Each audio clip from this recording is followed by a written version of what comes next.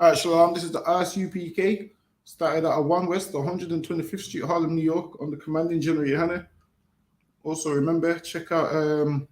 Hold on. Yeah, the sound sounding too up. Hold on, give me 1 second. Let me pull up some notes. Hmm.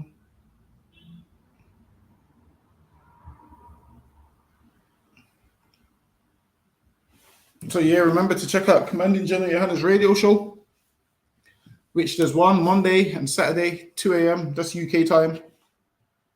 Also, check out the classes here in the UK. Monday class, Officer Karafia. Tuesday, online class, Officer Tazapuan. Wednesday, the law class, Officer Damgabar, that's me, myself. Thursday, class scripture breakdown, Captain Parasha. Friday, the Lashwan Kodash class, Officer Shamgar. And Saturday, we have the Sabbath service and camp if all is too hard with the weather and everything else. So we've got a busy schedule in the UK. We also have the radio show on Friday, 9 p.m. till late on the ends, where you can send in stories that you want broken down with the UPK stamps all over it, articles and all of those things. We go over what's going on in the community, all of them things.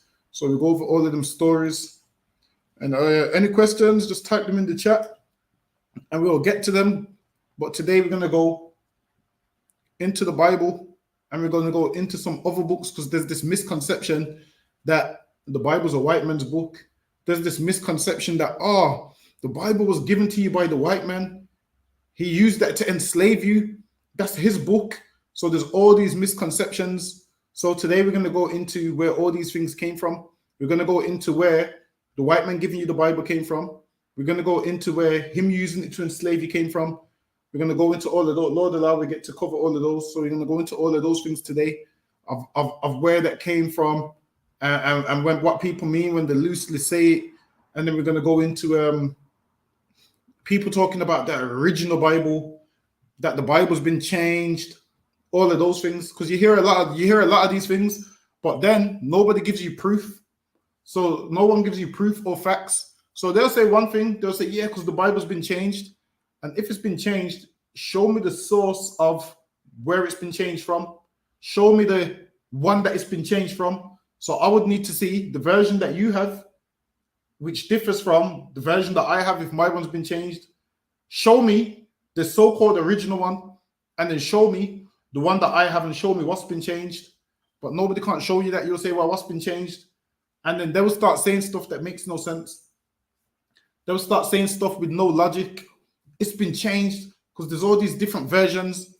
Listen, man, all these different versions is just different translations, man. Or they've just updated it to a newer version of English, man. That's all they've done. They've updated it to a newer version of English, or they've just used different translations. People make out like the Bible's been changed. What you're reading right now ain't what they was reading in the past. Well, if that's the case, you show me what they was reading in the past, man. You show me what they was reading in the past, and then show me where mine has been changed, and show me where the version that I'm reading has come from. So that's what I want to see. For everybody banging on the Bible's been changed. So we're going to go to 1 Thessalonians chapter 5 and verse 21. That's where we're going to start. Hold on, let me just get there. So let me get 1 Thessalonians chapter 5 and verse 21 real quick. Let me just open up the class with that. Hold on, give me a second. The book of 1 Thessalonians chapter 5 and verse 21. So look at the 2 Thessalonians.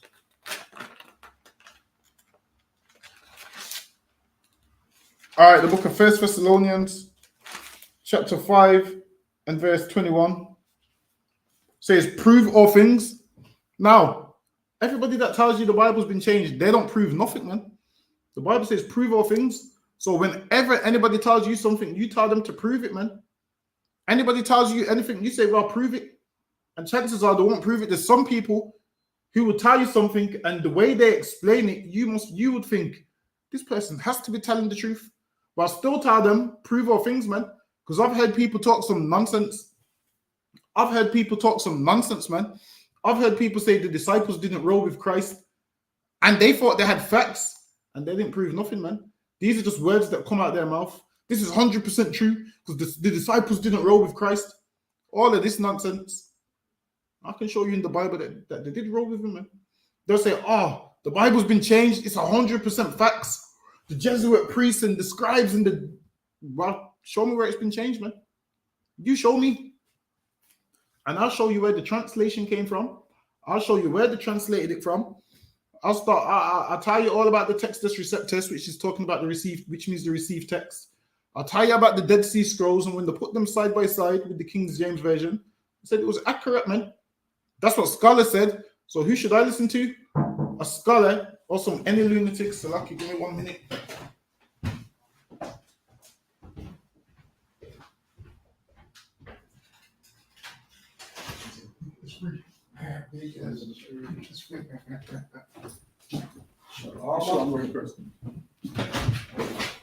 So now when people say the Bible's been changed, they need to show you proof, man. Don't let any lunatic tell you the Bible's been changed and they can't show you what's been changed in it. Because tons of people tell you anything, man. They'll say the Bible's not authentic. They'll say, oh, the Bible was written thousands of years ago. The Bible's outdated. How's it outdated, man? We showing you what's happening in the... How is the Bible outdated when we showing you future prophecies that ain't even happened yet? That shows that it's very much in date, man. You just don't know the Bible. So let's read that again. First Thessalonians chapter 5 and verse 21. Prove all things. Hold fast that which is good. And that's what we need to do, man. So hold on, give me 1 second. So let's read that again. First Thessalonians chapter 5 and verse 21. Prove all things. And that's what we do in the ISUPK, man. You got any questions about this Bible? You ask us and let us prove it, man. You ask us any question you want and let us prove it. So now, hold on, let me see what I want. Give me a second.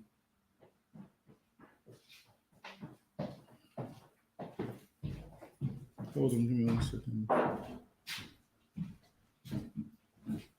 So now, there's the misconception of the white man wrote the Bible and then he gave the Bible to us. So there's this misconception that he wrote the Bible and then he gave the Bible to us, which is a lie, man. He did not write the Bible. What he did is what? He took the Bible and fine-combed it and just gave you certain passages to read, man. But he didn't write the Bible.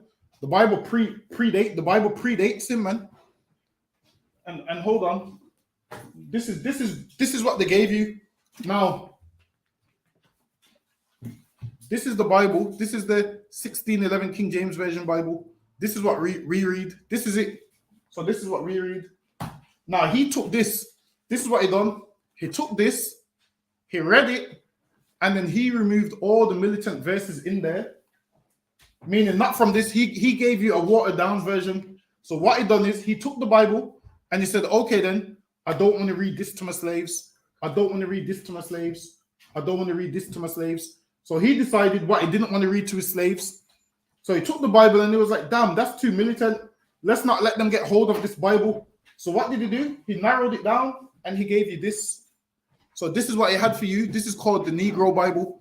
It's called the Slave Bible. So this is what he gave to you. He took passages out of the Bible and then he gave you some version where he's misinterpreted all the precepts and gave you a watered down version. So this is what they had in the Caribbean. So in Britain's colonies, this is what slave masters would read to their slaves. You see, whenever the slaves wanted to read, this is what they would let them read. So they would take verses out. So hold on, we're gonna open it. So this is called the Negro Bible. They didn't change the Bible. What they did is just took verses out of the version they gave to you, and we have the version that they read and said was too militant. They read this, and this is what we read, and they said this is too militant. Guess what they said? We can't have them reading the story about Moses, because then they're going to realize they're in slavery and they might try to raise up a new Moses. So they said we can't have them read that. They said we can't have them read the Psalms of David, because David was praying for the death of his enemies and praying for the Lord to free him. They said we can't have them read that, because they said if we have them read that, these people are going to pray to their God and it's going to spark a rebellion. So what did they do? They fine-combed the Bible and left verses in there that they said that was only about salvation. So when you speak to Christians today, what do Christians talk about for the whole day? Salvation.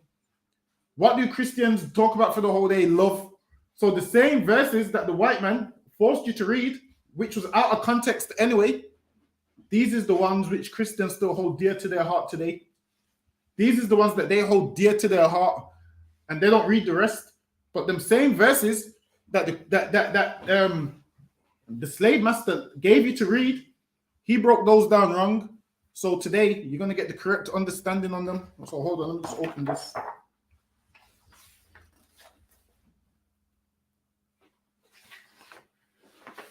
So now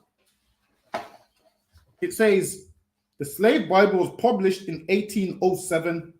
So listen, man, what we have right here predates what they gave you to read, man. This is the 1611. This predates what they gave you to read. Their one was published in 1807, which means what? We had this before that, man. So what they done is they narrowed down the verses and said, you know what? We only want them to read this because they only need to know about salvation. They only need to know about being a good slave. So they removed most the book of Exodus. They removed most the book of Deuteronomy. They removed all the Psalms. They removed all the book of Revelations. They removed the book of Obadiah. Why? Because they didn't want you to read them, man. That's right. They didn't want you to read them, so they removed them. And we have them in this 1611 Bible right here that people say has been changed. It ain't been changed, man.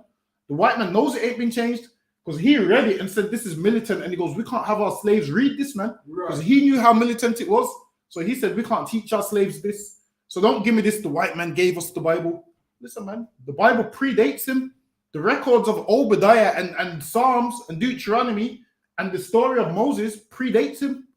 So don't give me that he gave us the Bible. We had these records before he existed, man. That's right. What he done is he just read it and said, okay, then we can't have black people read that verse. We can't have them read that verse. So they pacified you with what? A New Testament and Psalms, man. And that's what every Christian holds dear to their heart. Let me show you what Christians walk around with. Let me see if I can get a picture of it. Hold on.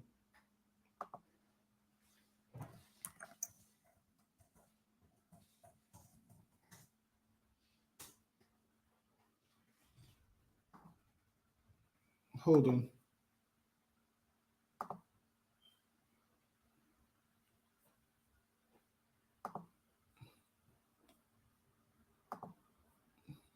Let me just share the screen real quick. Share screen. Hold on. So this right, hold on.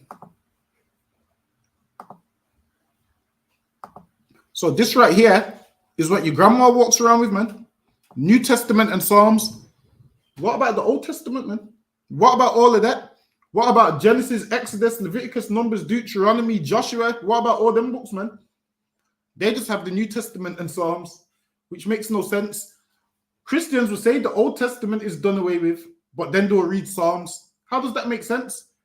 According to my recollection, Psalms is in the Old Testament. Right. So if the Old Testament is done away with, that means you shouldn't be able to read Psalms 23, the Lord is my shepherd, that you love to read so much. That's right. You shouldn't be able to read that if the Old Testament is done away with.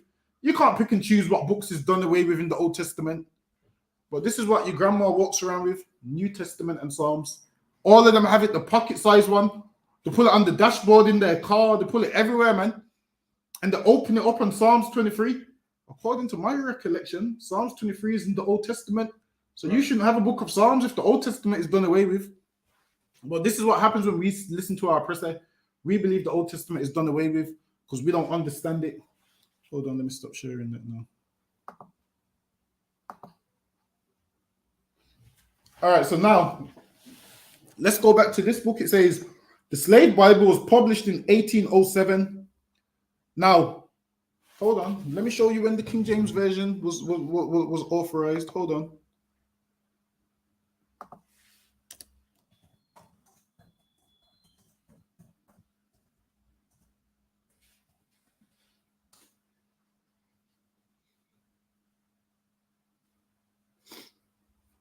Hold on.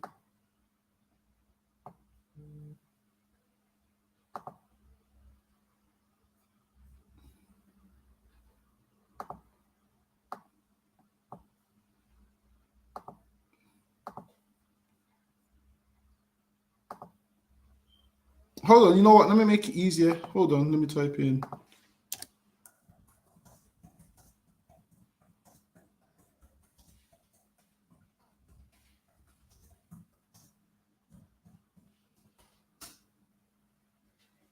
Okay, so now.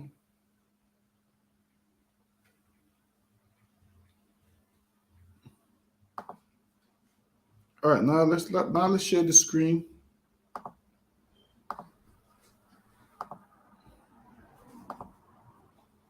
All right, now. So I typed in when did King James translate the Bible? It says King James Version, KJV, also called Authorized Version or King James Bible, English translation of the Bible, published in 1611 under the auspices of King James I of England. Says it was published in 1611. So this predates the slave version that he gave to you. Because let's read in this book again. It says the slave Bible was published in 1807. And here it says the English translation of the Bible published in 1611. Now the King James version of the Bible predates the version of what the white man tried to give you by 200 years, man. The King James version predates it by 200 years. They tried to give you a version of the slave Bible in 1807, and King James authorized the English translation of the Bible and published it in 1611. Now let's look up the definition of published so we can prove all things. Let's see what the word published means.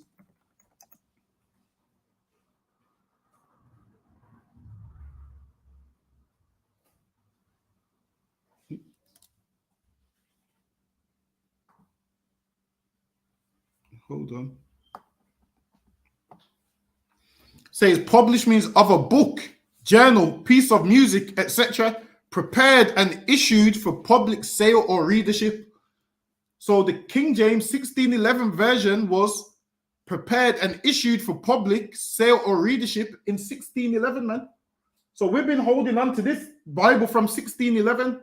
The version they tried to give you was published in 1807, which means the King James version predates what they tried to give you by 200 years.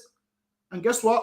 They used the King James version and they said, we can't give them these verses because these verses is hardcore. So what they said is, let's remove them from out of the Bible.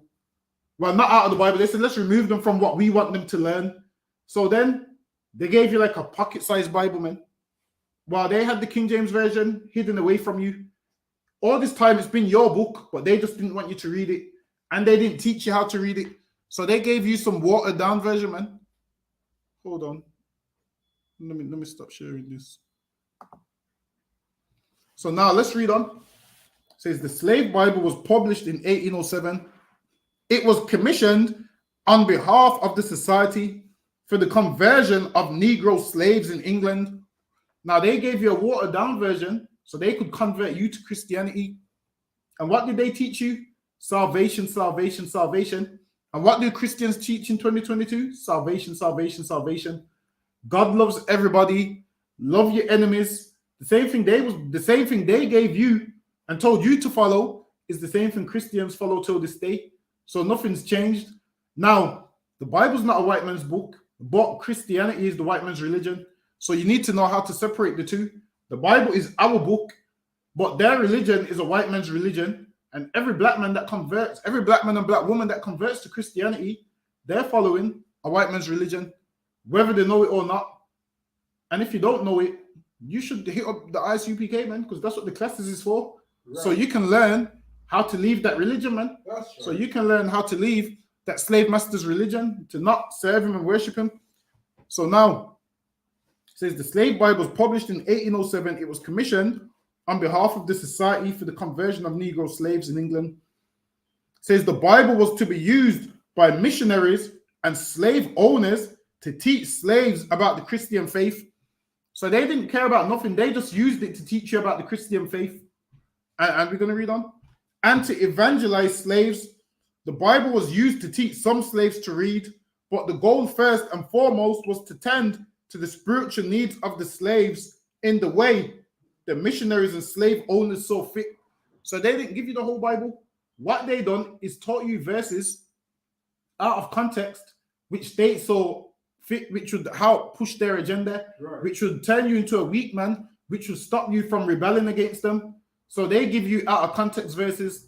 They give you love your enemies, and they never tell you who the enemies are, man. They never tell you who these enemies are. They never tell you. They don't tell you that the enemies is talking about is the enemies of your own people. That's right. They know that you're gonna hate them for how they treat you, and they give you love your enemies. And then what do us as black people do? Say, you know what? We can't hate the white man. We have to love our enemies. We have to love them because the Bible says so. While they're whipping us and raping us and killing us, we have to love them because the Bible says so. That's what they taught us. While they're whipping us and murdering us and killing us, well, I forgive him because the Bible says so. That's what they told you. They read a verse out of context and told you that's what it means. The Bible's not incorrect, but the person who taught you is incorrect. The person who taught you it incorrect. Let's read on. It says the names of the editors are never mentioned, although their intentions were clear to limit and control the biblical narrative. And they tried to limit and control the biblical narrative. And that's what they do. Love your enemies is them controlling the biblical narrative, man. You loving them, John 3:16, their version of John 3:16 is them controlling the narrative. Obey your masters, that is them controlling the narrative, because they don't give you the context of what these scriptures is talking about. They don't give you the breakdown and the understanding of what these scriptures is talking about. Right. It says the missionaries had to minister to the slaves while attempting to appease the slave owners. So now, the version of Christianity they gave you is to appease the slave owners. So they wanted you. Now, what happened is, we was in West Africa for a long time. So we come over with West African practices that wasn't ours, which we copied from the Africans. And then the white man seen them practices and said, damn, these practices is stupid, man. And they said, you know what? What they believe is nonsense. Let's give them Christianity. So they read the Bible and said, no, they can't read this. They can't read this. They can't read this. And they took out all of those things and said, don't teach them this. So you would go to church because most people couldn't read. You'd go to church and they would just read passages to you. They would read passages to you. Like back then, you do know the average man didn't have a copy of the Bible in his house. Back then, only like the top men had it. Printing companies didn't come into play till like what? I can't even remember what year, but late. Printing companies didn't come into play till late. So now there wasn't all these printing shops where you could go buy a Bible for £9.99 and none of those things. Whatever he told you is what you would have to believe. The breakdown that he gave you, you would have to take that breakdown, man. What this Christian pastor said was the breakdown. You would take his word for it. Because back then, some people couldn't read. And the ones that could, they wasn't able to read all the verses in the Bible. Because this man watered it down and said, just read this, read this, read this. So let's read on. Tempting to appease the slave owners in the British West Indies, the owners feared an uprising. Their usual paranoia was heightened because Haitian slaves had overcome their masters 3 years earlier in the only slave revolt in history in which slaves successfully overthrew their European oppressors. And because the Haitians overthrew their slave masters, all these other slave masters was afraid because they understood what? There was more slaves than slave masters, man. Right. There was more slaves in the colonies than slave masters. Let's read on. And it says, overthrew the European oppressors and formed a new nation. Slaves and free people of color led by a former slave and the first black general of the French army. Anyway, let me jump down for time's sake. Hold on. Yeah, read this from the quotes. I just highlight your quotes.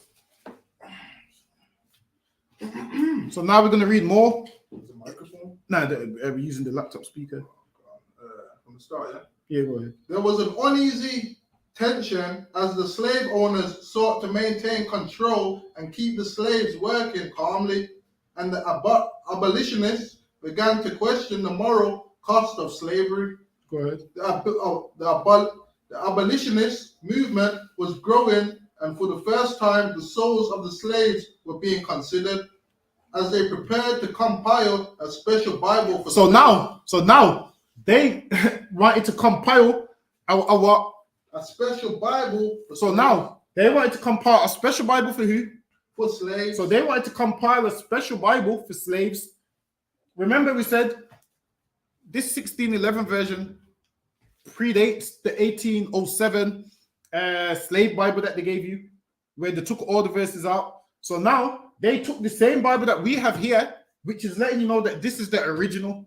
Right. They tried to take the original and compile a slave version for you. That's right. Now, we don't read the slave version because we have the original right here. We read the 1611, which predates 1807 by 200 years. So you telling me the Bible's been changed? You show me what's been changed, man. We use the King James version. You show me some Bible which predates the King James version, which has all these next precepts that we don't have, that you're saying we're lacking and all of these things. You show me. Go ahead. In the West Indies, the missionaries agreed to uplift the Africans. And it says Africans. Why? Because then they're not going to tell you you're an Israelite. They're going to make you believe that you're an African. They're going to tell you about some curse of Ham and how you had black skin because Ham was cursed. All of that nonsense. That's what they're going to tell you. Black people come from the Ham and with the curse of Ham. So that's what they tell you. They're never going to tell you you're Israelite. Now, if you know anything about the white man, he's very ignorant. So when we first came to England from the Caribbean, and they would say, "Where are you from?" We would say Jamaica, and they would say, "What part of Africa is that?" So they would say, "What part of Africa is Jamaica?"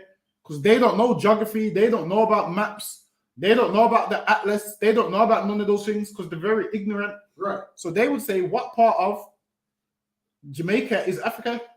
Meaning they don't even know basic geography. They don't even know that Jamaica is in North America. They don't even know that it's on the continent of North America. They don't even know that. They'll believe you. They'll tell you Jamaica is in Africa, and that's documented in history as well. That they used to say to the Jamaicans, also, what part of Africa is Jamaica? All they had to do was pick up a basic map and look at a map, man. It's not hard. You pick up a basic map and you just look at continents. You can see North America, South America, and you look at which countries is in what. Then you can look at Europe. You look at which countries is in Europe. You look at Asia and see which countries is in there, man. See which countries comes under it. That's all you have to do. But they don't do that, man. They don't pick up a map. They just believe everybody black is from Africa. They thought Jamaica was in Africa. So don't be surprised when you read in history books and they say Africans. It's not Africans, it's Israelites who the world ignorantly thinks we're African because of their ignorance. Go ahead. Without teaching them anything that could incite rebellion. Without what? Without teaching them anything that could incite rebellion. So they had you read. They wanted to teach you something that could what? Without teaching them anything that could incite rebellion. So they would teach you stuff, but what they was teaching you is stuff that wouldn't incite rebellion. And this is why Christians don't want to incite no rebellion. This is why Christians is happy sitting down in the church for 100 years and still being killed by the police, right? And still talking about we love everybody. And though we're being murdered, still talking about, oh, I must forgive the slave master. Because they're sitting down in church and they've been taught by their pastor nothing that is going to cause them to incite rebellion. That's right. So they still follow the slave narrative till today. They still have that wool over their eyes where they follow that slave narrative till this day. Go ahead. The Holy Bible is a library of sacred books. The Bible is a library of sacred books. Go ahead. Containing stories of trials and tribulations. Wait, containing what? Containing stories of trials and tribulations. And it contains stories of trials and tribulations. And the version that they gave you, they took out all them trials and all them tribulations out of it. Because they didn't want you to see how men in the Bible was going through hard things and overcame it. So they took all of that out of the Bible. Go ahead. Courage and hope. Courage and hope. Now they took out they didn't allow you to read the verses which had courage and hope. Because they don't want black people to have hope, man. They don't want black people to have courage. Because they know if you had courage, you might just be brave and stand up on your feet one day, man. Right. You might just be like, you know what? I'm tired of this oppression. You're not going to enslave me no more. Give me that one in Joshua where it says be courageous. Is it Joshua 1 and something? It might be Joshua 1 and 8. I think it might be Joshua 1 and 8. So they took them verses out. Why?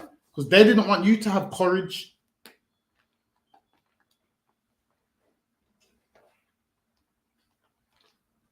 No, it's not Joshua 1 and 8. Give me hold on, where is it? Oh yeah, 1 and 9. Yeah, 1 and 9. I knew it was around there. Let's read it. Yeah, go ahead. Joshua chapter 1 and verse 9. Have not I commanded thee? Be strong and of good courage. Be what? Be strong and of good courage. So they took this out of the Bible, man, because they don't want you to be strong. They don't want you to be of good courage. That's right. So what did these Christian missionaries do? They say the same religion that you joined, Christian missionaries took these versions, they took these verses away from you because they didn't want you to read them, because they didn't want you to be courageous. Listen, man, if the Bible's been changed and we ain't got the original version of the Bible, why are we reading the verses right now that they didn't want you to read, man? That's true. Why am I sitting here reading the same verses that they didn't want you to read? Which shows that they didn't change nothing, man. Right. That shows that they didn't write the Bible. Because if they wrote the Bible, guess what would happen? The verses that we're reading right now that they didn't want in there, they wouldn't put them in there, man. If they wrote it, which shows that they didn't write it, man. They didn't write it. Go ahead. Be not afraid. Be what? Be not afraid. Listen, man. If we had these verses in slavery and read them, maybe we wouldn't be afraid, man. But they were selective with what they allowed us to read. Go ahead. Neither be thou dismayed. Go ahead. For the Lord thy God is with thee. For what? For the Lord thy God is with thee. For the Lord thy God is with thee. Now, they didn't want to let us know this. They can't have poor black people know the Lord's with them. They need to teach us that the Lord hates us. They need to teach us the Lord hates us and loves them. That's what they need to teach us. Why? Because they know if we all prayed to the Lord, guess what? We would be out of the situation that we're in, man. Right. So they keep us passive, give us watered down verses that they give us the wrong breakdown to, teach us to love our enemies and all this nonsense. When they say love our enemies, they mean love them, man. That's true. Because they know they're our enemies and they know they're our enemies, so they teach love your enemies. Because in their mind, that means, well, these black people never rise up against us. Why? Because we tell them if they're a good slave, they will go to heaven. And we believe we're going to be a good slave and go to heaven. Look how much of our grandparents we've watched die as good slaves, man. We've watched our grandparents die as good slaves with Caesar Borgia on the wall, and they're doing grace around the table under the Sistine Chapel picture, man. With all white men eating a meal, man. Meanwhile, all these white men is eating a meal on that picture, man. And black men is starving, man. We out here starving to death. Meanwhile, in that picture that grandma has in her house, them white men is eating a nice meal, a big turkey and all them things, man. All white men in the picture. And us as black people is starving and dropping dead, man. That's right. And these are the people that they taught our grandparents to worship, even though that picture's whitewashed as could be, man. Obviously, all these pictures was painted over by what's his name? Botticelli and Michelangelo, and what's the next one's name? What's his name again? What's his name, man? I can't remember his name, but I need to buy the book, but it's kind of pricey, so I'm just waiting for the price to go down. What's that nigga's name, man? Nah, it was on the tip of my tongue. What's his name now? What's his name? Something Da Vinci. What's his name? What's the nigga's name? Is it Leonardo? I'm sure it's Leonardo da Vinci. Yeah, all of them together painted different pictures, and came in after what's his name? After Rodrigo Borgia sanctioned all them artists to come to Rome and paint pictures. Some of them tried to flee from Rome. He ordered them to come back. They had to paint pictures and do all the whitewashing. And this is why everything you see is naked babies, man. All they paint is naked babies. Michelangelo's one of them as well, yeah. So they painted all these naked babies and all of them things. So that's when they started painting them, man. When Rodrigo Borgia ordered them to come back to Rome and all of them things. Ordered them to come back to Rome and help do the architect of the Vatican and all of them things. So that's when they started painting all of those things. I guarantee you, in the Vatican, man, they're gonna have bare gay stuff in the vaults, man. Along with half of our records in there, man. All of our records in there. And you do know in them vaults, only top scholars and whatnot can go there and read them books, and they can get banned from there at any time. So you kind of never know what's in there, man. You'll never know what they got in there. Apparently, you have to go through a ton of security to get through there. But the average man ain't never going to be able to go down there. Apparently, whatever's in them books, you can't tell. So they make you sign some contract and all of them stuff. But go ahead. The Lord thy God is with thee, whithersoever thou goest. Go back to that book for me. Back to the book. So luck, yeah. Courage and hope, battles and victory. So now the Bible is full of courage and hope, battles and victory. But they had to not allow you to read these things, because if you read these things, you would understand you can have victory in the end. That's right. You would know there's battles, and you might just get victory in the end. They can't have you know that there's a victory at the end for you. Your whole life to them has to be just he's a slave. He's good for nothing. He's just born to be a slave and die. And then when you die, you go to heaven if you be good. That's what you've been taught. You go to heaven if you be good. Go ahead. The book tells stories of slavery, struggle, redemption. Listen, the book tells stories of slavery, struggles, and redemption. Hold on. So now it tells stories. Hey, Shalom, Yab Shabbat. Shalom Surya Bashim Barakatah. So now it tells stories of struggles and redemption. In this slave version of the Bible they gave you, they couldn't have you read this. Because why? You would understand struggles, victory, and redemption. Read on Quazah. And freedom.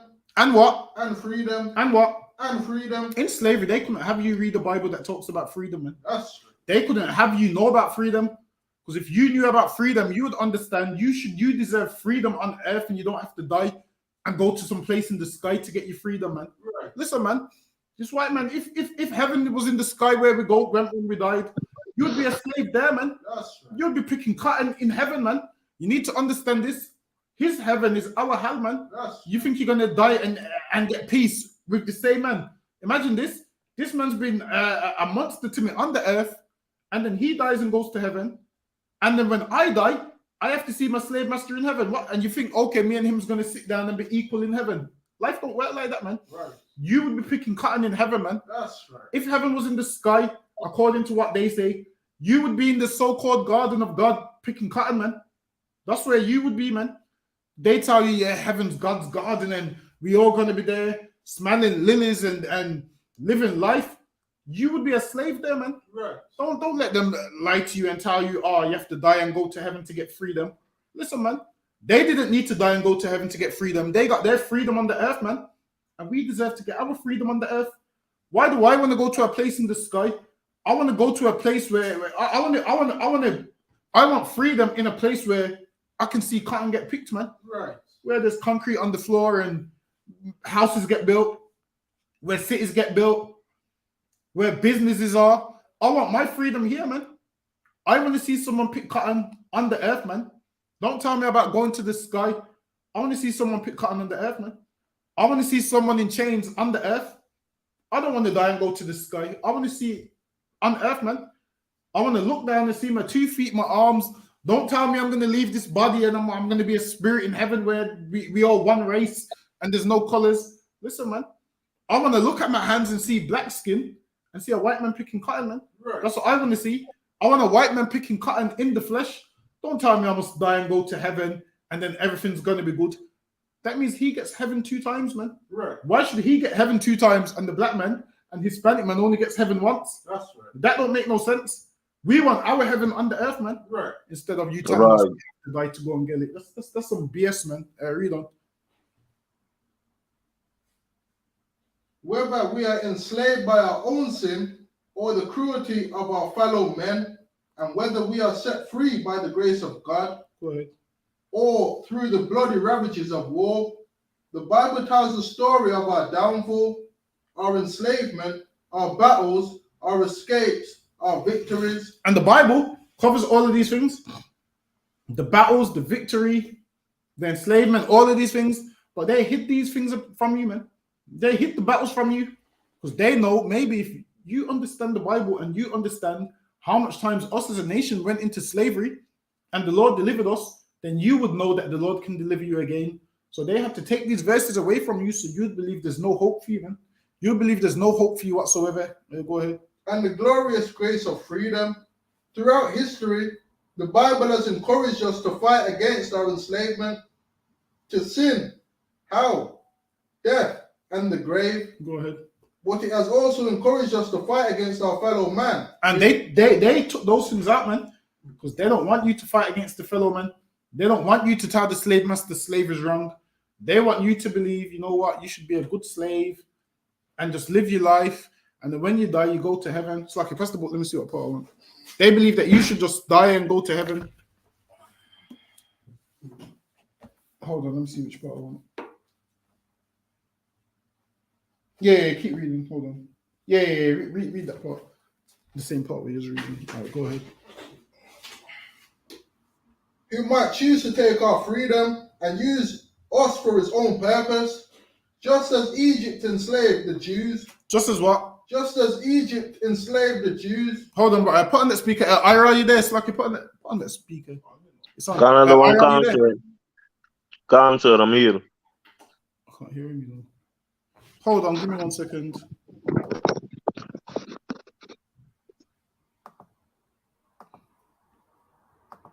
Ira, say something. Shalom, sir. All right, most High Christ. All right, then I was just seeing if you there. I think the speaker was messing up. Go ahead, Quatzal. What verse you reading? Go ahead. Just as Egypt enslaved the Jews. Just as what? Just as Egypt enslaved the Jews. So in slavery, if they allowed you to read the book of Exodus, you would understand how the Egyptians enslaved the Jews. You would see a pattern. You would see the same way the Israelites was enslaved in Egypt is the same way the Israelites is enslaved all over the earth today. You would see a pattern. They had to move the dots because they didn't want you to connect the dots. Because they said if you connect the dots, then someone like Moses might rise up and understand what power we have. So they had to move the dots because they couldn't have us connect these dots. Because they would understand we enslaved like the Israelites was in Egypt, and Moses came and delivered them. Maybe these people would have read that and said, let's come together and maybe we can be delivered. So the Christian missionaries did what? Find home the Bible. No, we can't have that. Rubbed it out. We can't let them read that. We can't let them read that. We can't let them read that. Because they knew if you read it, it would spark a rebellion. So this is why they don't want you to read certain things. So this is why you go on the internet today. And what do? They slander us, man. They slander the Israelites. Don't listen to them Israelites. They're a cult. They're this. They're evil. They're this. They're that. They're rebels. Imagine this. In slavery, the Maroons that ran to the hills because they didn't want to be enslaved, because they didn't want to pick cotton and cut sugarcane no more, they called them rebels, man. Meaning a rebel is someone that does what goes against the government or whatever. Now the government's plan was, hold on, let's pull up the definition actually.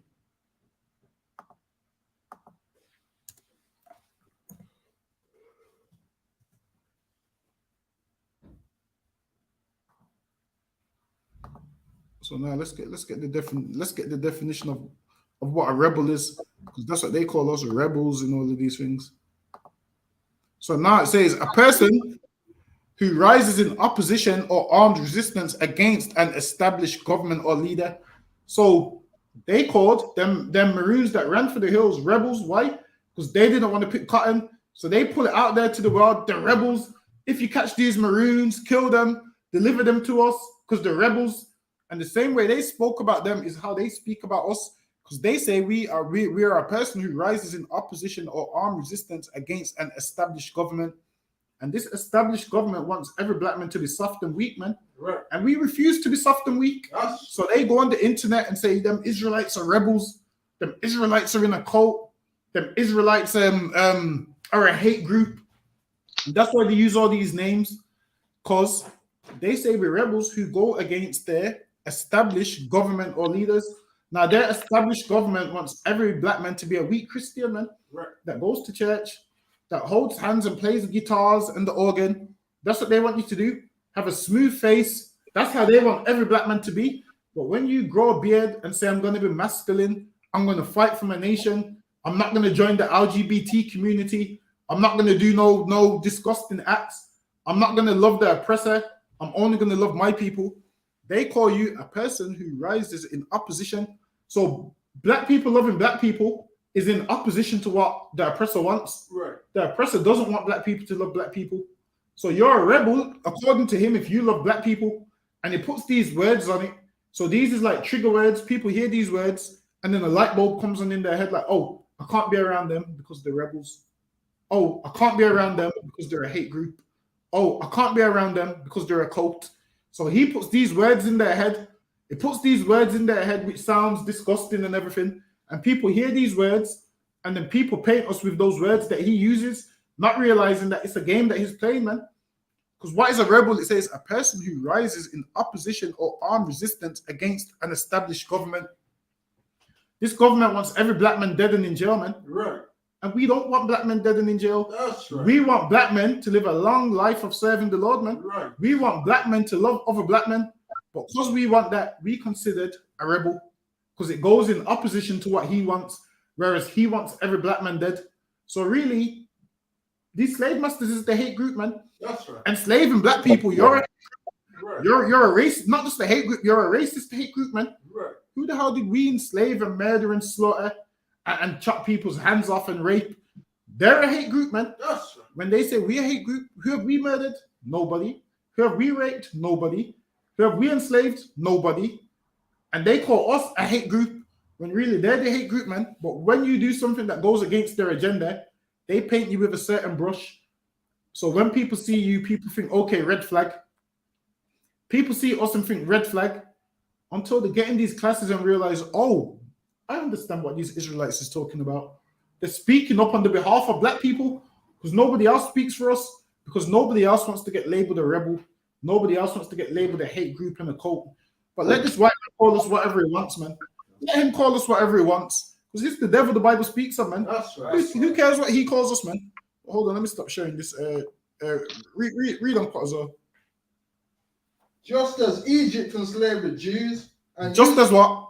just as Egypt enslaved the Jews, Then just as Egypt enslaved the Jews, they had to hide this from you because you would read the Bible and realize that them Israelites got up out of slavery under Moses, man, right, by the power of the Lord. Go ahead. and used them for labor to build their empire. And use them for what? For labor to build their empire. And you would put two and two together, you would see that the Egyptians used the Israelites for labor to build their empire. You would see that these Edomites used the Israelites as labor to build their empire. You would put two and two together. So of course he couldn't have you read the book of Exodus. He couldn't have you read the books of Moses. He couldn't have you read them things, man. Go ahead. So were the slaves in Africa used to build the empire of the British. And like we said, it calls them Africans, but the Israelites. So they're not Africans.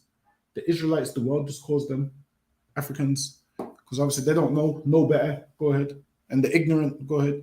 Used to build the empire of the British West Indies and the United States. And now they said they used them to build up their empires. And that's what we've done, built their empires. And we built an empire in Egypt. Right. We built an empire in every captivity that we went into. That's But they hide these facts from you. So they didn't want you to resonate with Egypt and be like, you know what? There's some people enslaved in Egypt here, and it sounds like our life. They can't have you know that. Yeah, go ahead. just as Moses stood against the Egyptians and led the children of Israel. So it's just as Moses stood against the Egyptians and did what?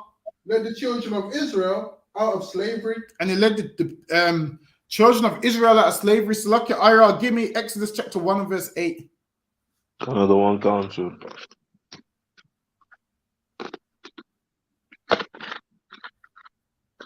So now we're going to go to Exodus chapter 1 and verse 8.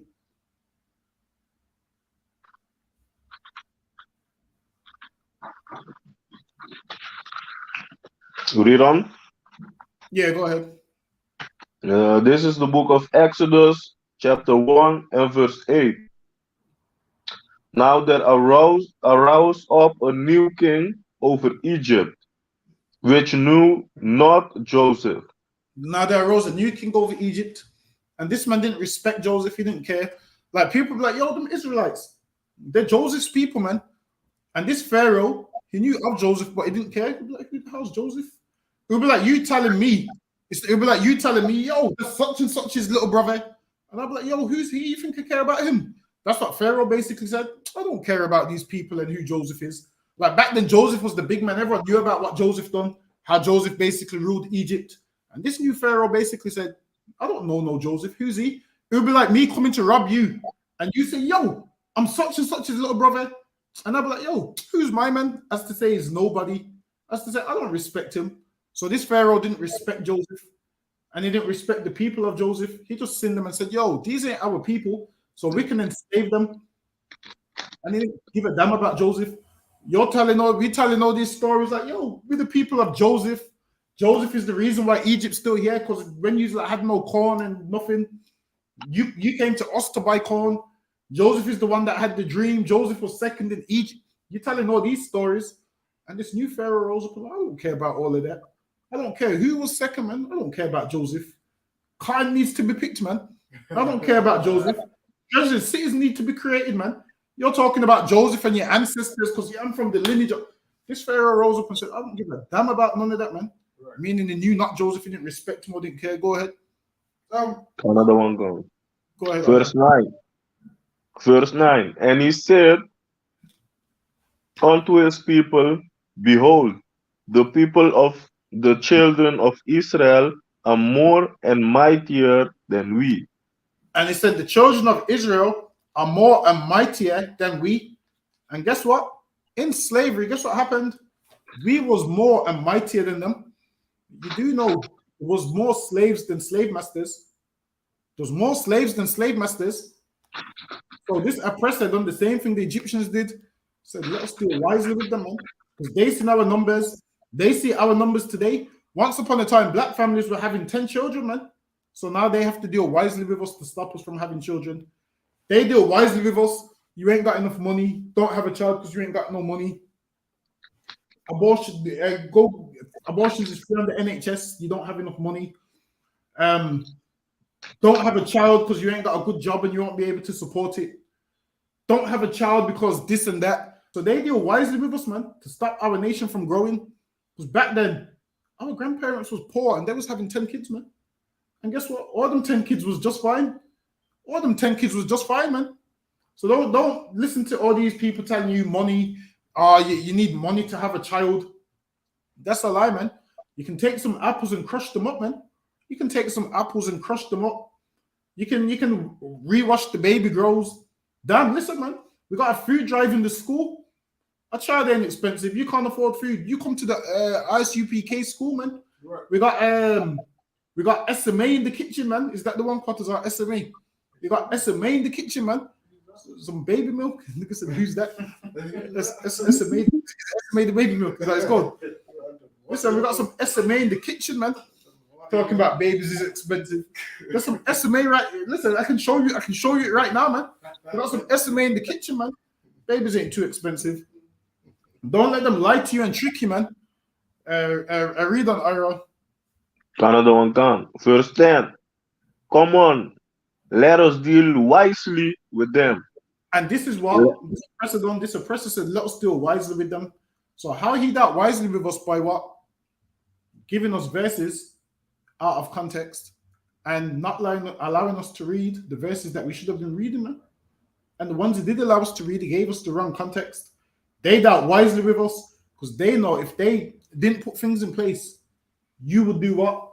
Spark a rebellion. You would stand up and say, listen, my life is more than just being a slave. My life is more than just picking cotton. My life is more than just being subservient to some white man. You would understand all of that. But they dealt wisely with us the same way the Egyptians dealt wisely with us because we was more and mightier than them. You do know in the Caribbean, we outnumbered the slave master so much, man. We were so afraid of them. Kind of like today, we outnumber the police by so much, but we're afraid to death of them. Is there anyone that Ira? Is that about it? There is, a little bit. Yeah, go ahead. Lest they multiply, and it come to pass that when there falleth out war, they join also unto our enemies and fight against us. So now they wanted to deal wisely with us and stop us from multiplying, man. Because they said, yo, there's more of us, there's more of them, and we can't have them multiply no more. So what did they do? Tried to kill us with work, man. Tried to kill us with work. Tried to kill us with everything. Tried to make us chase some dreams that don't exist. Tried to tell us, listen, man, don't have a baby because you ain't got a house yet. Don't have a baby because you're not rich enough yet. Don't do this because you can't afford it. They tried to kill us with all of those things because they didn't want us to multiply, man. So they said, let's do it wisely with them. Let's sell them a dream. Let's give them Instagram. Let's get some lunatic on Instagram to tell them what a parent should be. Let's get some lunatic on Instagram to tell them how much money they should have before they procreate, before they have a baby. Listen, man. Stop following Instagram, man. Their agenda is weird, man. That's right. What I read on IRA, people following Instagram believing someone on Instagram must tell you how much money you must have before you have a baby. Right. If you're waiting for the right moment to have a baby, man, you're never gonna have a baby. That's right. Because the right moment ain't gonna come. You're never gonna be rich enough. You're never gonna be rich enough, man. This is what you do, man. You just have sex with your rib, and if she gets pregnant, man. It's that simple. You saying I'm waiting for the right moment. I'm gonna wait 10 years until I make this much money. Chances are you're never gonna make that much money, man. Right. You ain't never gonna make that much money. How about you just have a baby, man? How about you just have a baby, man?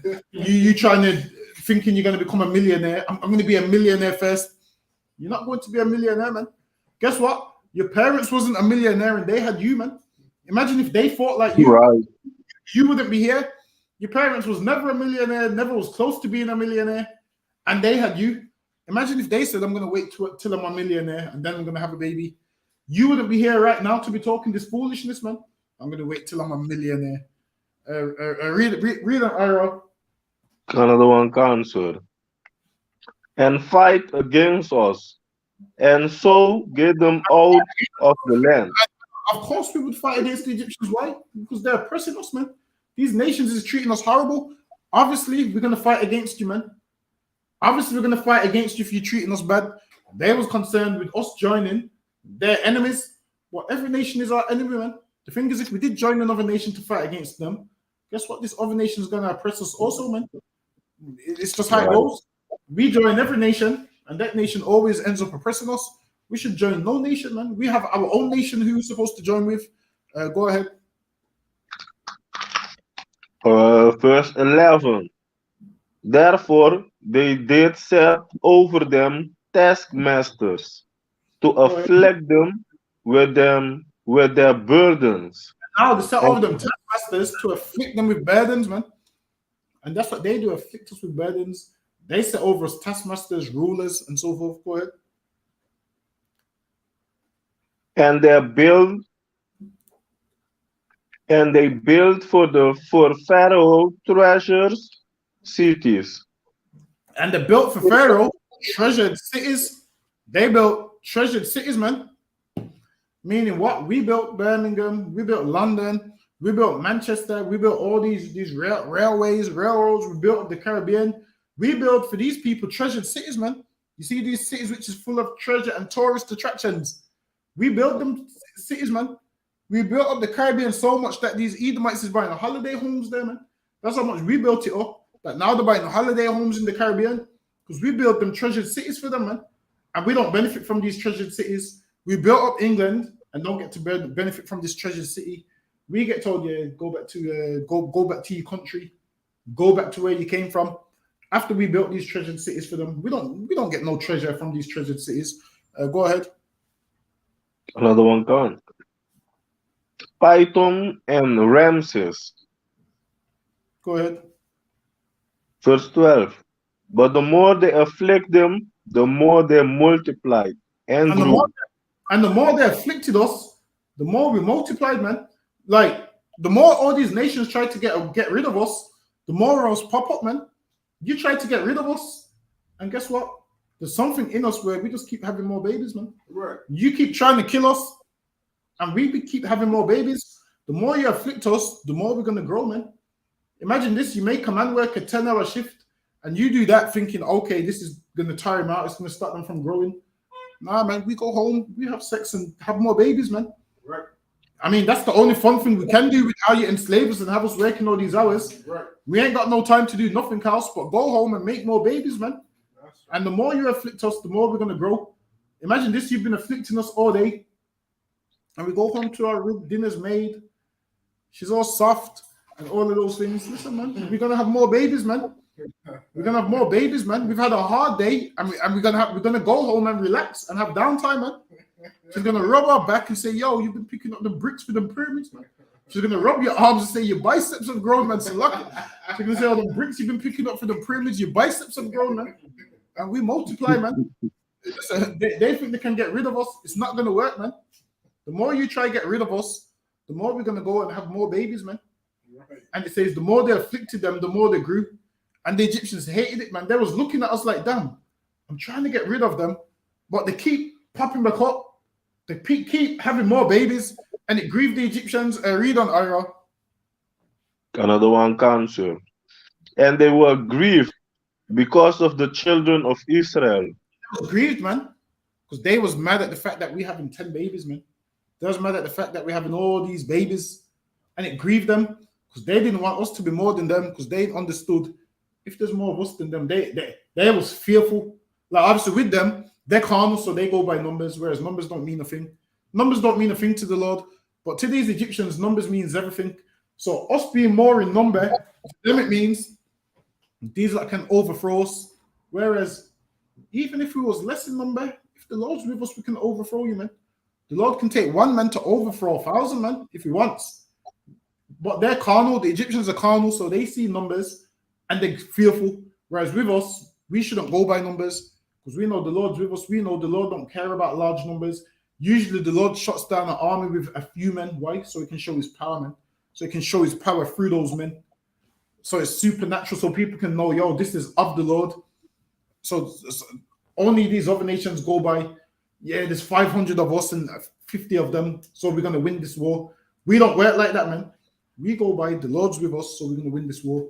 Whether there's one of us, 10 of us, we don't need to be 500 deep like them, but they're carnal, so to them, numbers mean strength. To them, numbers mean strength, whereas to us, numbers don't mean nothing, man. That's right. If the Lord's with us, the Lord's with us. The Lord can use one man to take down 1,000 men. Right. And that's written up in the scriptures.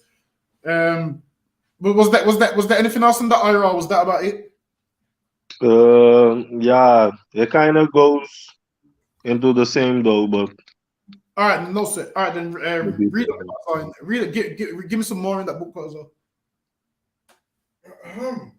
So are we encouraged to stand up against the cruel bonds of slavery? So now they didn't have you read these verses because they didn't want you to stand up against these things. Go ahead. And fight for our freedom and the freedom of our fellow man. Go ahead. Actually, pass it. Let me see which part I want.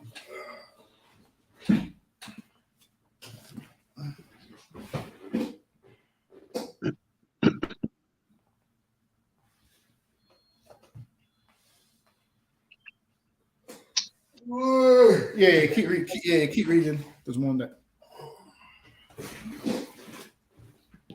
The clarion call for human freedom is found in many forms and in various stories throughout the Bible, but all these ideals were stripped from and carved out of the slave Bible. All of these things were what? Stripped from and carved out of the slave Bible. So now, this watered down version that they tried to give you, they carved it out. So they got the 1611 and said, you know what? Let's give these like a bite size. Let's give them let's give them a version of what we want them to have. Go ahead. In the British West Indies at the time, and the British West Indies is all of their colonies all over the West Indies. So there are tons of colonies. They had Belize, they had Trinidad and Tobago, they had St. Nevis, St. Martin. I believe they had Barbados, Bermuda, Bahamas. They had all of them. All of those are British colonies. Go ahead. At the time of I think they used to call Belize what British Honduras. That's what they called it. Yeah, British Honduras. And obviously over time the name changed to Belize. But they had all of these was British colonies. So this is what was given to all of their colonies. Go ahead. At the time of slavery, a number of Christians sought to convert slaves from African paganism. So now Christians wanted to convert these slaves from African paganism because you came over to the Caribbean on this nonsense, on your 9 nights celebration, and you're putting your food down, believing dead people eat the food, banging the drums and talking about because the spirit of my ancestors. These was things which you learned in West Africa. You learned all of these practices in West Africa. The spirit of my ancestors, the spirit of this, the spirit of that. all of these things you learn in West Africa. So the white man said, yo, we need to convert these from African paganism to Christianity. So they said, okay, let's give them a few passages out of the Bible. Let's give them the love passages. Let's misinterpret it for them. Go ahead. Christianity. So now they went to convert it to Christianity because you was following some African paganism. Because obviously you was fresh out of West Africa, where you learn all of that garbage because you was there for years. So over time you pick up everybody else's customs and culture.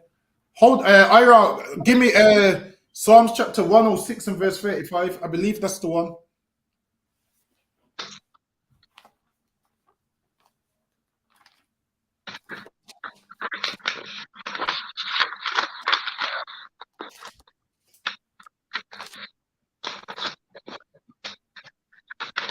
Verse 5, you say, right?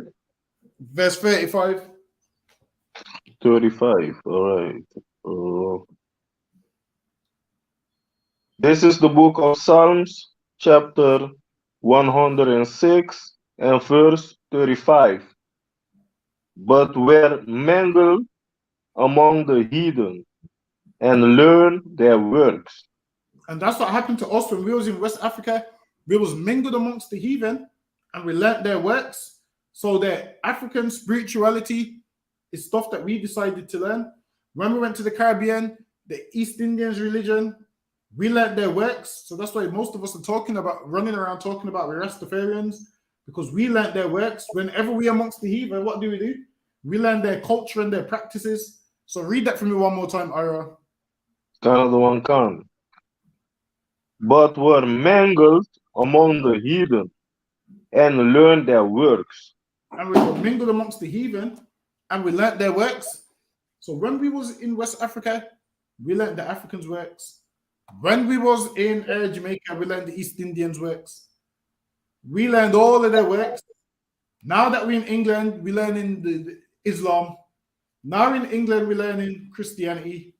So everywhere we are amongst the heathens, we learn their works and we copy them and we follow them and we follow all their ideologies and all of that garbage. Go ahead. Actually, that's it. Read. Some of the Christian slave owners wish to introduce their slaves to the Bible. So some of the what?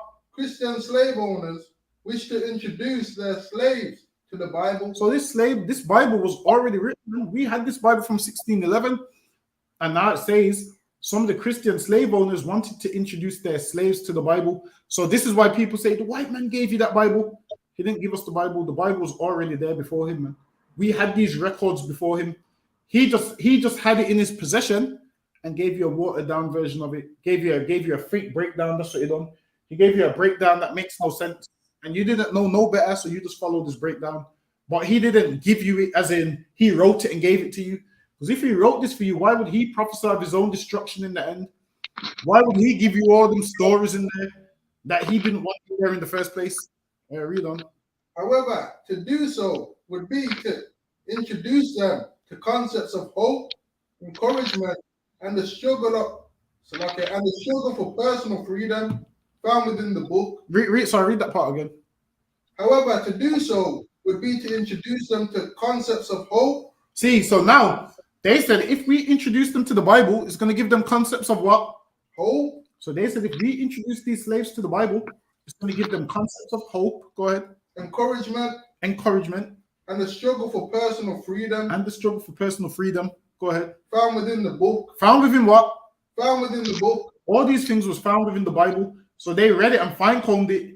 And they said, you know what? We want to give them Christianity, but half these verses in the Bible works in their favor, so we can't give them that because then they're going to have hope and all of them things. Go ahead. In a misguided attempt to save the souls of the people. So now it says, in a misguided attempt to save the souls of the people. Go ahead. They deemed savages. So they look to us as savages. So to try and save these so-called savages, what they call us. Go ahead. While preventing their exposure to messages of struggle, hope, and freedom found within the Bible. So now they want to take these things away from you. Freedom, hope, which is found within the Bible. Because they didn't want you to have this freedom and this hope. Go ahead. A group of white Christian... A group of what? White Christian missionaries. A group of what? White Christian missionaries. So it says a group of white Christian missionaries. Go ahead. and slave owners Go ahead. passed the Bible itself. They did what? Passed the Bible itself. So they had the Bible and they did what? Passed the Bible itself. Go ahead. Cutting out and removing all the chapters, so like all chapters and verses that may have led the slaves to consider. Wait, they took out all the verses that what? May have led the slaves to consider. So now the version that they wanted you to read in slavery, they took out all the verses that may have led the slaves to what? To consider the concepts of resistance. To consider the concepts of resistance. Meaning, this book in its entirety that we have right now, they didn't allow you to read it back then. Because now you would have hope and you would know how to get out of slavery. You would know a lot. So they didn't want you to read it. Go ahead. Escape and freedom. Escape and freedom. They didn't want you to have they didn't want you to have escape and freedom. Go ahead. Under the guidance of Anglican Bishop of London, Bill by Porteous, Go ahead. founder of the Society of the Conversion of Negro Slaves. And he's the founder of the Society of the Conversion of Negro Slaves. So this white man converted Negro slaves to Christianity. And the same things Christians teach today is the same thing they taught you back then. Right. Nothing's changed. All they teach in church is forgiveness. And that just means forgive the oppressor. Right. That's what forgiveness is in church. Forgive the oppressor. Forgiveness in church ain't forgive a fellow black man. Right. It doesn't mean that to them. To black Christians, forgiveness doesn't extend to black people. That forgiveness to forgive black people, it don't extend to you, brother. In church, that forgiveness just means forgive every other race, but not your brother. It doesn't extend to black people. Go ahead. The Bible was edited down to a simple and understandable volume. So now what they done, they gave you certain passages and it was edited down to a what? Simple and understandable volume. So they edited it down to a simple and understandable volume. Go ahead. Devoid of any verse that could inspire insurrection. It was void of what? Devoid of any verse that could inspire insurrection. It was void of any verse that could inspire insurrection. So stay right there. Ira, give me Exodus chapter 3 and verse 7. Let me show you some verses. Let me show you some verses that the Christian missionaries wanted you void of. If I can find some.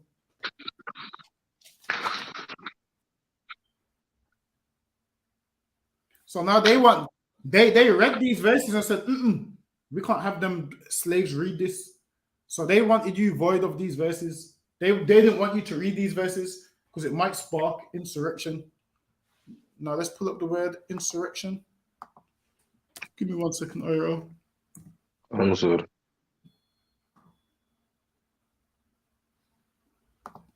All right, so now let me just share this. So they took out verses because they thought, okay, if we let them read this, so they gave you Christianity because they didn't want no insurrection. Hold on, let me just. So insurrection is. Hold on. Yeah, insurrection is a violent uprising against an authority or government. So they wanted you to be a weak Christian, man. They didn't want an uprising. They didn't want black people to rise up against the government. They didn't want black people to rise up against oppression. So what did they do? Made you devoid of reading these verses. Because they know if you read these verses, you're going to be like, wow, damn, I'm not supposed to be a slave my whole life. The Lord has more for me in store than me just being a good slave. The Lord has more for me than me just waking up and picking cotton and dying an old man and floating off to some heaven in the sky. You would understand the Lord had more for you. So they read these verses and said, we can't have these slaves. Read them, man. So read that verse you're holding from it, Ira. These is one of the verses that they didn't have you read. Another one can. This is the book of Exodus, chapter 3 and verse 7.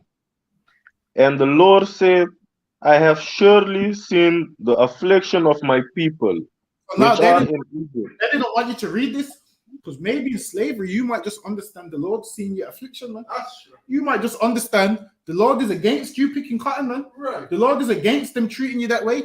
Maybe you would have read these verses and you would have been able to teach your wife and your children, we ain't supposed to be slaves, man. Look at this verse right here. The Israelites were slaves, and look what the Lord said, they seen their affliction. And then you'd be in Jamaica saying, yo, wow, the Lord sees my affliction in Jamaica, man. The Lord sees my affliction in Brazil. Right. The Lord sees my affliction in America. The Lord sees my affliction all over the earth.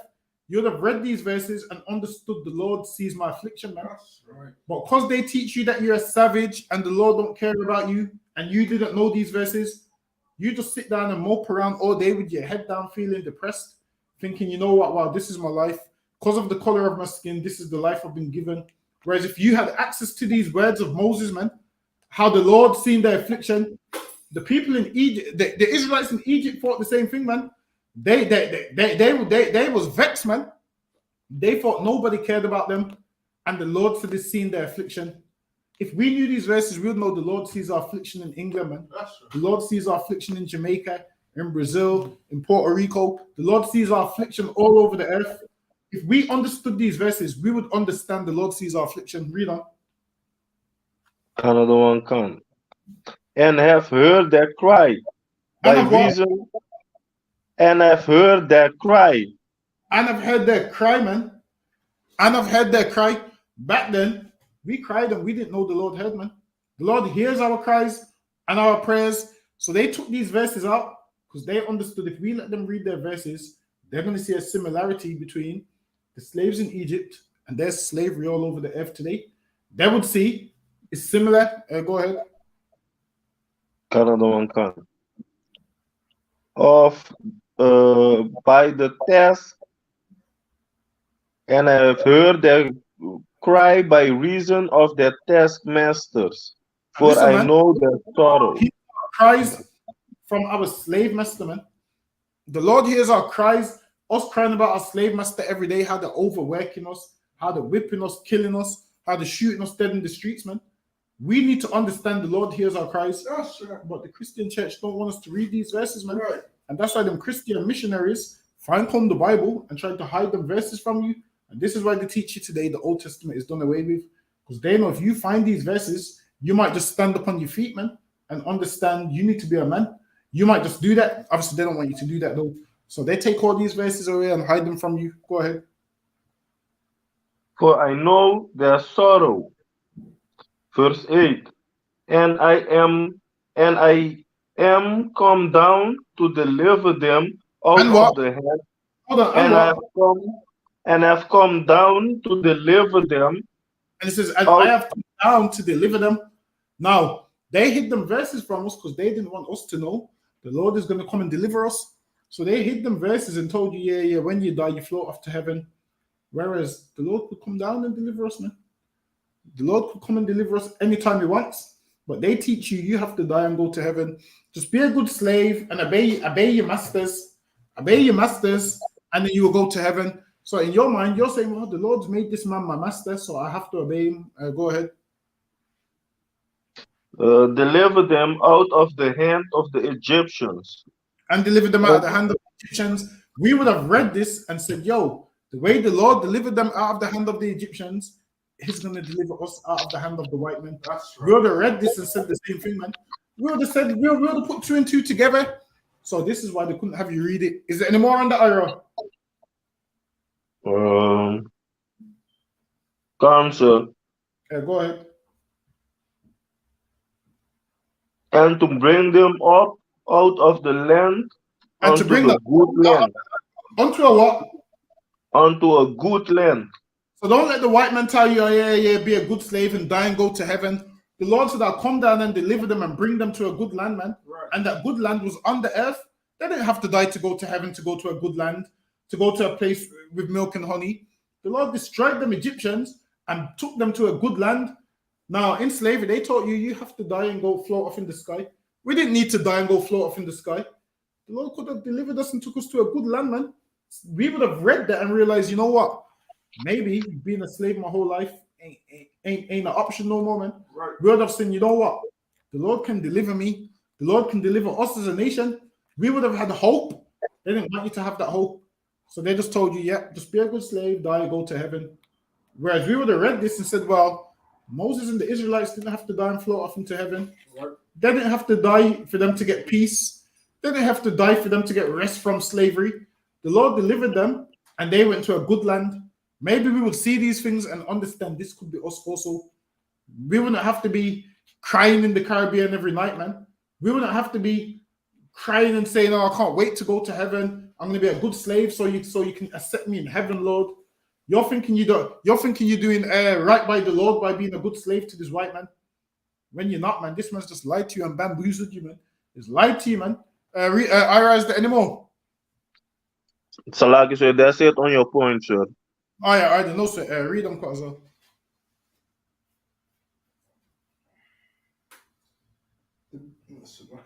In addition, the bishop's orders were to prepare a short form of public prayers for them. Wait, he did what?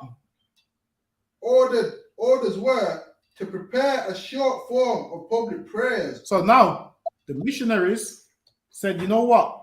We're going to convert them to Christianity, but what we're going to do is prepare some prayers for them. Prepare some prayers for them. They probably gave you amazing grace and all of that nonsense. That's what they prepared for you, man. Imagine they hid all the militant scriptures from you and gave you amazing grace and all of them songs. Go ahead, read on. Together with select portions of scripture. Together with what? Select portions of scripture. And they only gave you select portions of scripture because they knew they couldn't have you reading the book of Exodus. So they gave you select portions of scripture. Go ahead.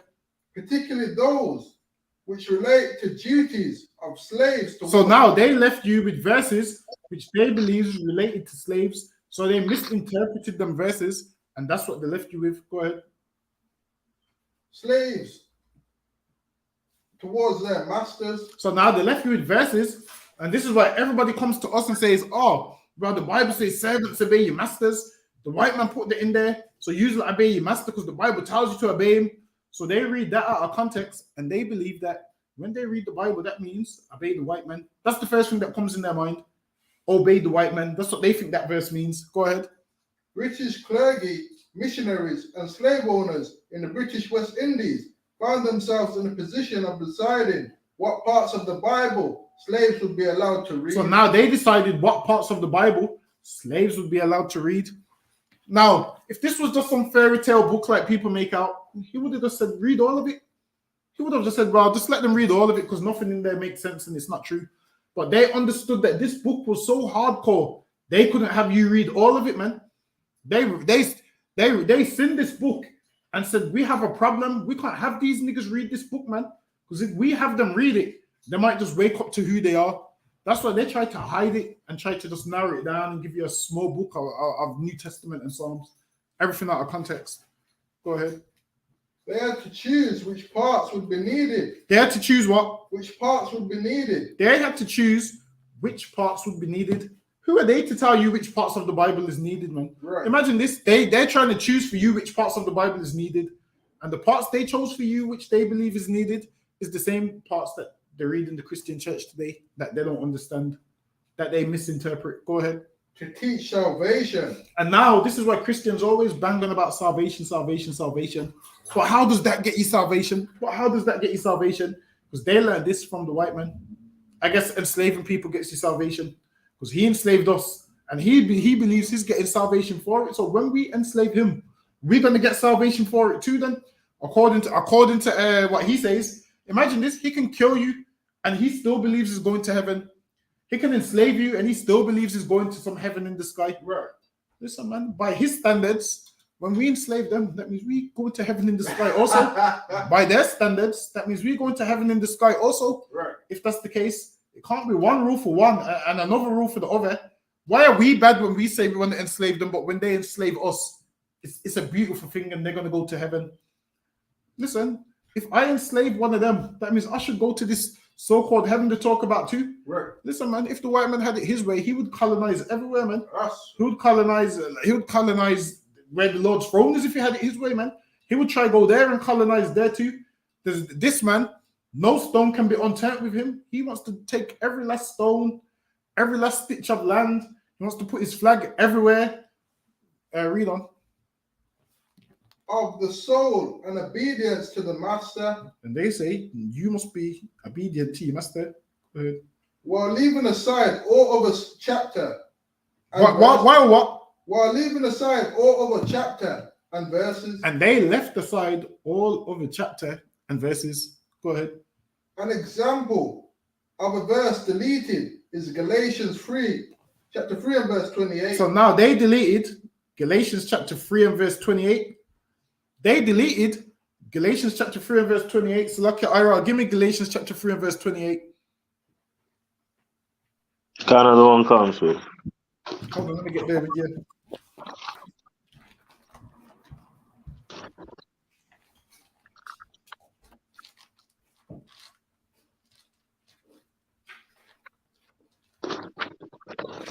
Three and 28.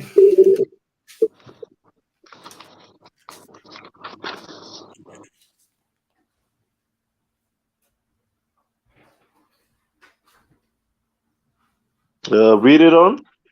Yeah, go ahead. This is the book of Galatians, chapter 3 and verse 28. There is neither Jew nor Greek. So now they took this out. They took this out. There is neither Jew nor Greek. Whereas they didn't even understand the context of this. No Jew nor Greek. He's talking about all Israelites, man. You had some of us who was what? Who was Hellenists, who was speaking Greek and whatnot. This is letting you know, listen, man, there's no difference between the two. Once we all come to the truth, we all in. Go ahead. Canada one comes. There is neither bond nor free. Meaning what? Once we come in the truth, there's neither bond nor free. Meaning what? Because a man is free and you're a slave somewhere, or he's rich and you're poor, there's no difference between the two once you come to the truth, man. Go ahead. Canada one gone. There is neither male nor female. There is neither male nor female, man. Meaning we all can come in this truth. He didn't understand it. How he took this out of he didn't allow you to read this because why? He thought you reading this would mean you and him's on the same level, because he saw there's no Jew nor Greek. So he was saying, well, if we read this, they're going to say we're all equal. They're going to believe that they can be equal and whatnot. So he said, you know what? I can't have them read that, even though it doesn't mean that this was just talking about Israelites. But he read it like that as to say these black people can't be the same as us. This verse here says there's no Jew nor Greek. So they didn't want you to read that because they was thinking if they read this, then we can't enslave them, because once we all serve Christ, we're all equal. So that's how they read it. So they removed it because they said we can't have them read that because we don't want to be equal with them. Which shows the white men don't really believe in the Bible, man. Because even if he thought it meant what he thought it meant, based off him reading this, he should be like, you know what? We can't enslave the black people because we are equal. But he didn't, based on his lack of understanding, he didn't even want to be equal with you, which shows he don't really believe in the Bible, man. He just holds it and does all these signs and all of this nonsense. That's how you read on. Right. And they couldn't have you equal with him. Why? Because he needs to teach you that you're from the curse of Ham. He needs to teach you that you're African and the curse of Ham. Go ahead. For ye are all one in Christ Jesus. For ye are all one in Christ Jesus. And he wouldn't allow you to be one with him. He took this precept away from you because he's saying you can't be one with me. But this precept don't mean what he says it means. This precept is talking about all Israel coming from all over the earth, man. There's no difference between a nigga born in Jerusalem and a nigga that's a Hellenist who speaks Greek, but it's still a nigga, both the same. That's what it's talking about. No difference between a male and female. We're all one in Christ. We all can come back to the body. That's what that's talking about, man, in context. But this white man read it incorrect. Like he reads everything else incorrect. Go ahead. Canada one can. Verse 29. And if ye be Christ, then are ye Abraham's seed, and here according to the promise. So he took that out because of his lack of understanding. In his mind, he was like, we can't be equal with them. They can't be one with us. So they had to take that out because they were saying, no, we can't have these niggas as one with us. They need to be our slaves. Read on Quaza. An example of a verse left in the slave Bible is Ephesians chapter 6 and verse 5. Give me Ephesians chapter 6 and verse 5. So this is what they did leave in there for you to read.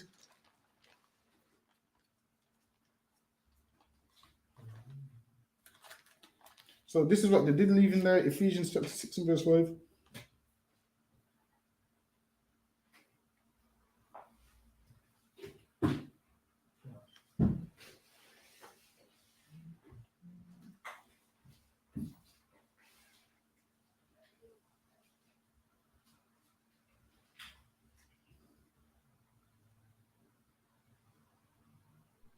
I got it, sir. Salatu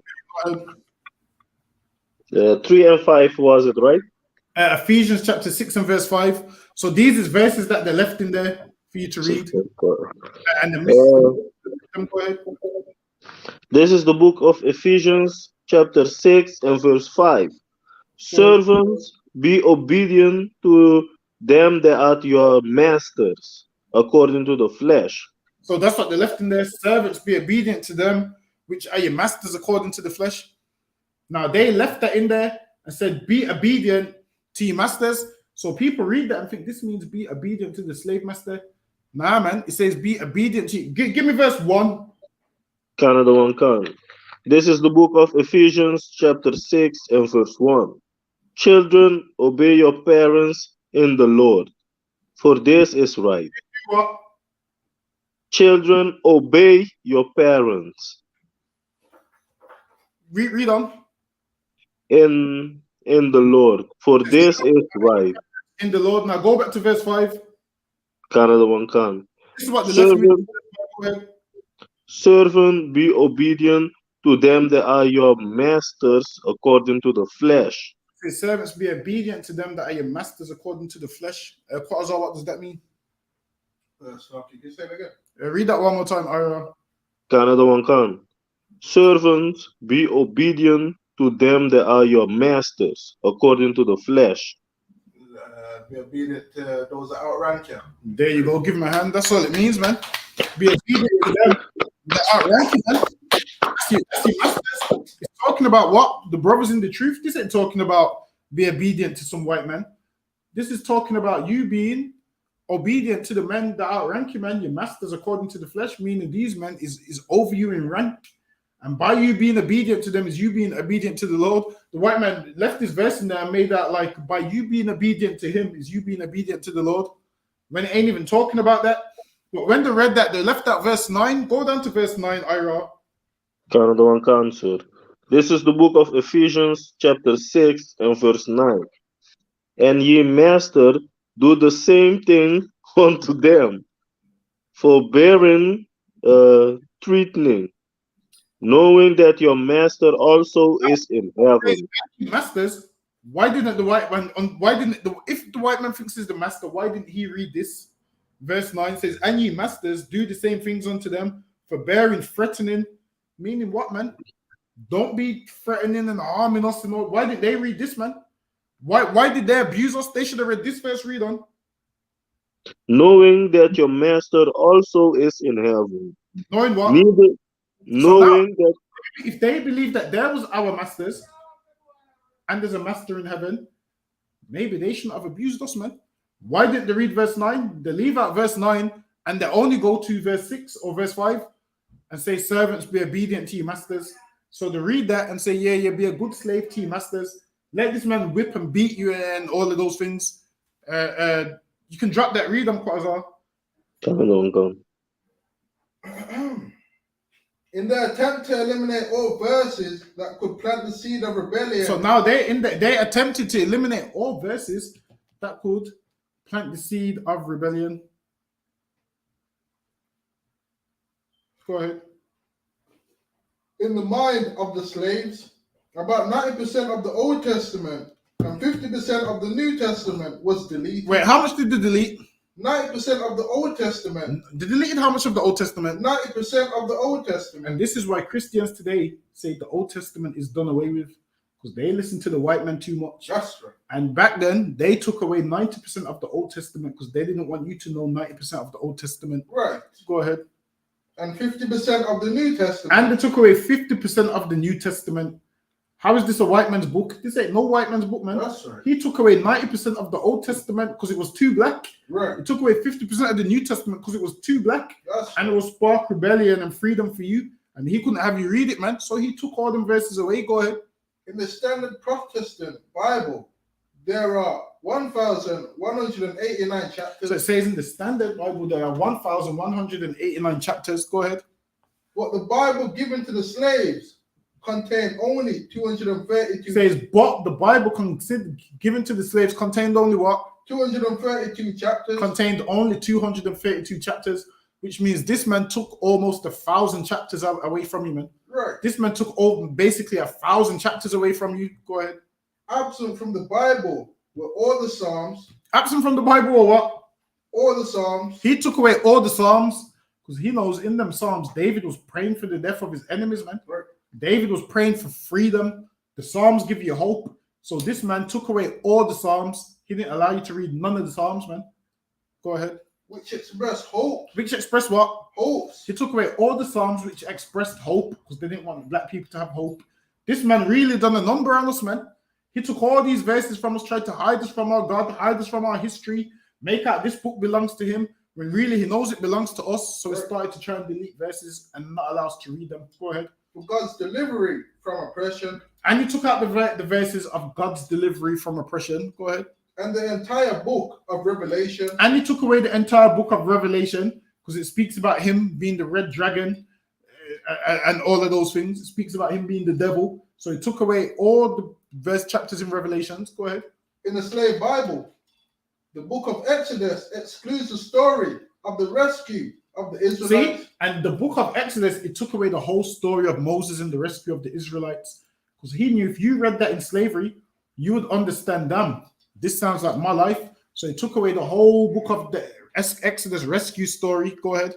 From slavery in Egypt. From slavery in Egypt, he took it all out. Go ahead. Which is the story that gives the Bible, Salakia, gives the biblical book its title. And that story gives the book its title. Go ahead.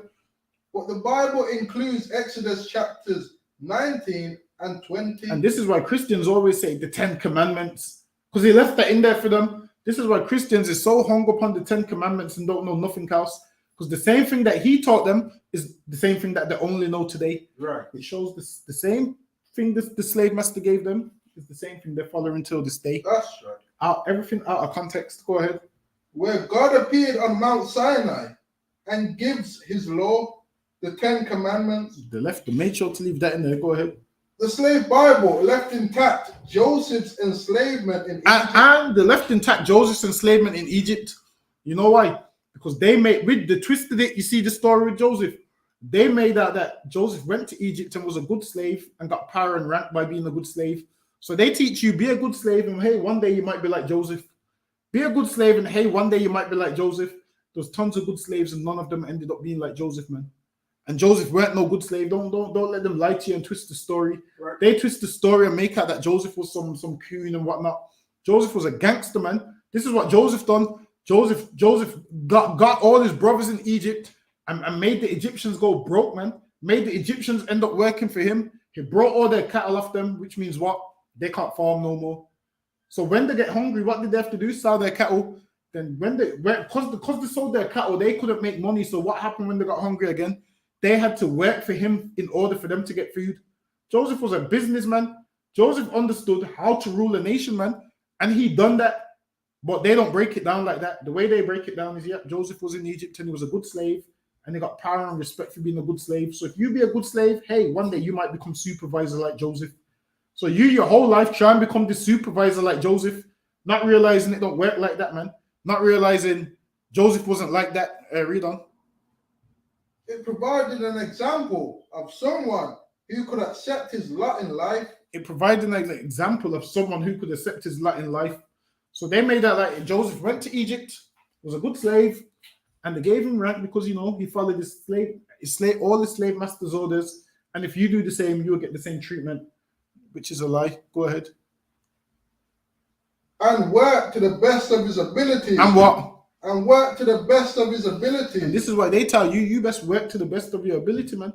They tell you, you better work to the best of your ability.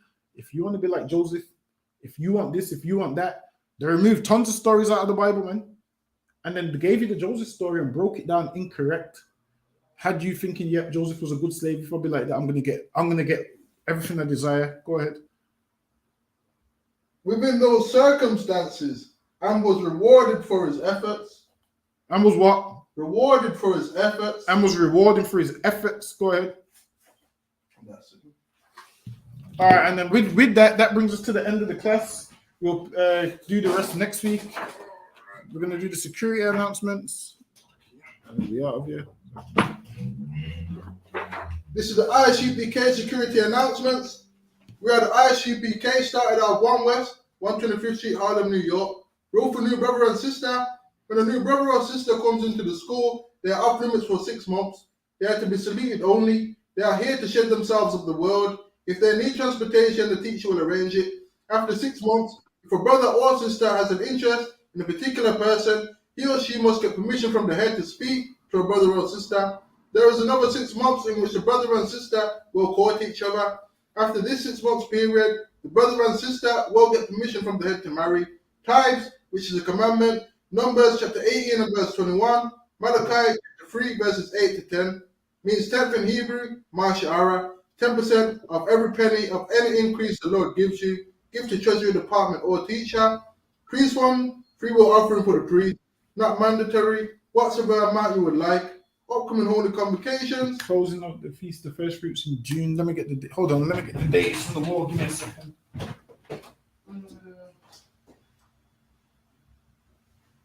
Sunday, June 12th. All right, Sunday, June the 12th. That's when we got the next feast day. Sunday, June 12th. Go ahead. Or Akim and Aqua for to check the bulletin board in the hallway. If anyone wants to be a tutor in the school, start wearing all black, boots, shirt, pants, headband, and scarf. To that, we say Majim. Majim Shabbat. Majim Barak. Yahweh Shim Yahweh. Rockafam. Yajamatah. Class is missed.